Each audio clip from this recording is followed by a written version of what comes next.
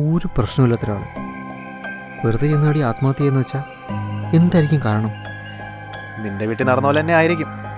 ആരെങ്കിലും വന്ന് പേടിപ്പിച്ചിട്ടുണ്ടാവും. പുള്ളി ചെന്ന് വീണത് കേട്ടിലും. ഷടാ, ഇതിൻ്റെ പിന്നെ പുള്ളിയാന്ന് വിശ്വസിച്ചിരുന്നത് ഞാൻ. എന്നാലും ഇത് ആരായിരിക്കും?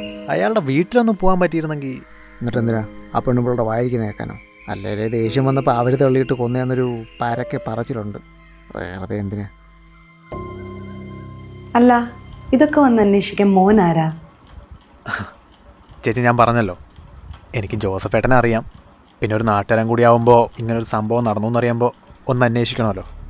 അതൊക്കെ വന്ന് അന്വേഷിക്കാൻ പോലീസുണ്ട്. അവർക്ക് ഞാൻ കറക്റ്റ് മറുപടിയും കൊടുക്കുന്നുണ്ട്.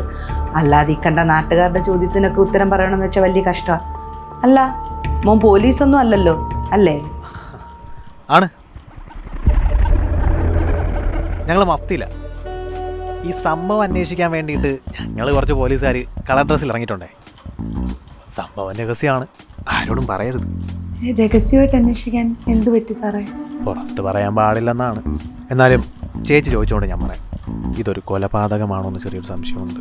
അയ്യോ, അങ്ങനൊന്നും അല്ല സാറേ. അങ്ങേര് രാത്രി മൂത്രം ഒഴിക്കാൻ വേണ്ടി പുറത്തോട്ട് ഇറങ്ങിയതാ. കണ്ട ആ കാണുന്ന കിണറിൻ്റെ അടുത്തുള്ള മരം അങ്ങരുടെ സ്ഥിരം ടോയ്ലറ്റ്. രാത്രി പുറത്തോട്ട് ഇറങ്ങിയപ്പോൾ കാലെങ്ങാനും വഴുതി വീണതായിരിക്കും. അതൊന്നും അല്ല സാറേ. അയ്യോ, അങ്ങനെ ഉറപ്പിച്ചിട്ടൊന്നുമില്ല.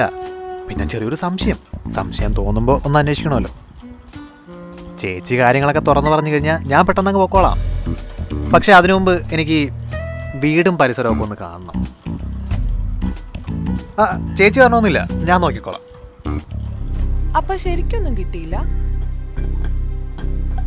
അവരെ വീടിന്റെ അടുക്കള മുതൽ വാട്ടർ ടാങ്ക് വരെ ഞാൻ അരിച്ചു ഇറങ്ങി. ഒരു ക്ലൂ എങ്കിലും കിട്ടിയിരുന്നെങ്കിൽ അതീ പിടിച്ചാൻ കയറിയനെ. നീ ഇപ്പം തൽക്കാലം എങ്ങും പിടിച്ച് കയറണം. പോലീസ് അന്വേഷിക്കുന്നുണ്ടല്ലോ, അവരെന്നെ പിടിക്കട്ടെ. ഇനി അതല്ല, നീ പറഞ്ഞ പോലെ ഒരു അപകടം പറ്റിയുണ്ടായ മരണമാണെങ്കിൽ അത് ചെയ്തവൻ എന്തായാലും പേടിച്ചിട്ടുണ്ടാവും.